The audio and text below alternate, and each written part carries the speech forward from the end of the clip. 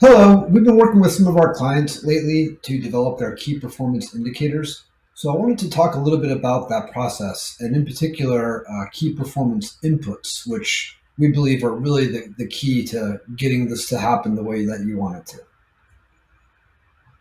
So the way key performance indicators typically work is the overall company will define certain KPIs, key performance indicators, that they would like to achieve, typically within a time frame like a quarter. Normally, there's just a handful. Two to five is probably about the right count. So once those are in place, each of the various functional areas within the business will also develop some KPIs. And again, maybe three to five of them. And those KPIs should be in alignment with the overall company's KPIs. In other words, each of these functional areas like finance, marketing, and distribution are saying, what can we do in support of the overall company KPIs?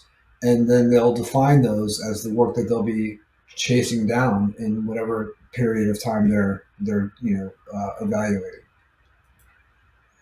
So just as an example, you may say at the company level you want to increase gross margin by 5%.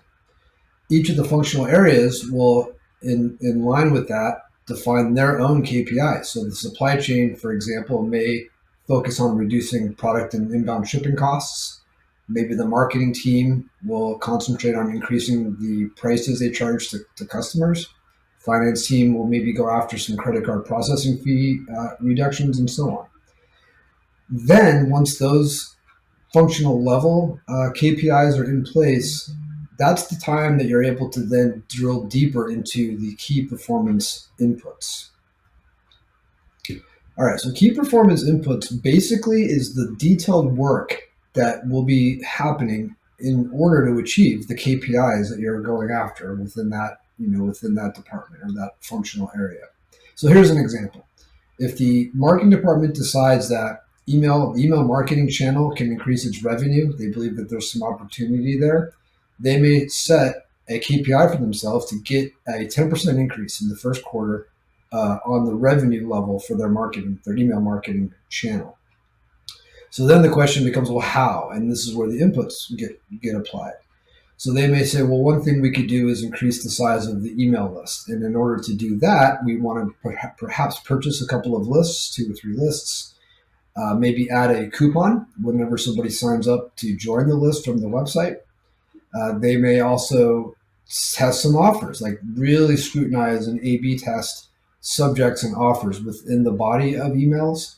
And here in this example, there's even 3 specific types of offers that team will conduct tests on to determine which ones yield the highest revenue potential. They could even drill into customer retention, how to reduce unsubscribe rates, how to increase the frequency of orders, and so on and so on. So just an example of what some of these key inputs may look like for this department.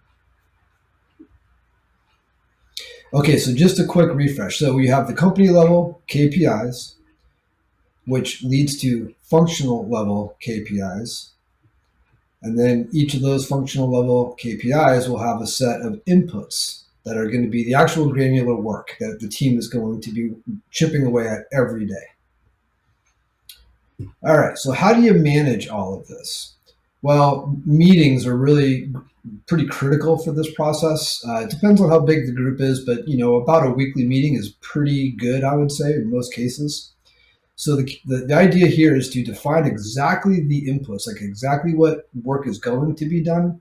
And then essentially you're breaking it into a lot of small project plans. And everything that you would expect to see in a project plan would be there. So you're talking about milestones, dates, successes, barriers. Are you ahead or behind schedule? And the big one is brainstorming and course corrections. You may find that you've hit a wall on certain inputs, you just can't affect it. And it's perfectly normal and actually healthy for that to happen, because then you could perhaps slip another idea, another input in there and work on that instead. So those are just some of the things to think about while you're meeting with the team and just reviewing how all of these inputs are coming along.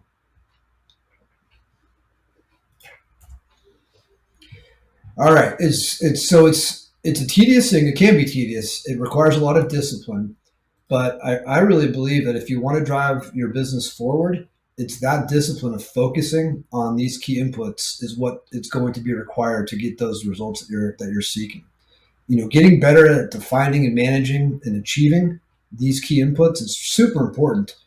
Just ask yourself: is your competitor doing this? Are they going to this level to beat you in the marketplace? It's a really great output or a really great outcome that comes from this process. Teams tend to love it. These little mini projects tend to yield a lot of success. It's invigorating, can be very motivating because there's a lot of tasks that you're tracking and monitoring, and it just raises the likelihood of you achieving things because you're doing a lot of these projects simultaneously. You will be kind of forced to really, really define the inputs, the things that you'll be doing, the actions that you'll be taking to get to the point where these projects are getting completed successfully. And just think about it.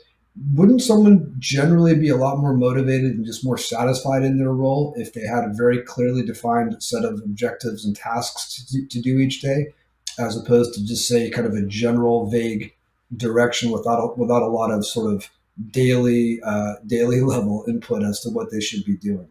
So this process I've seen really tends to enhance the overall team satisfaction and even the culture within the business.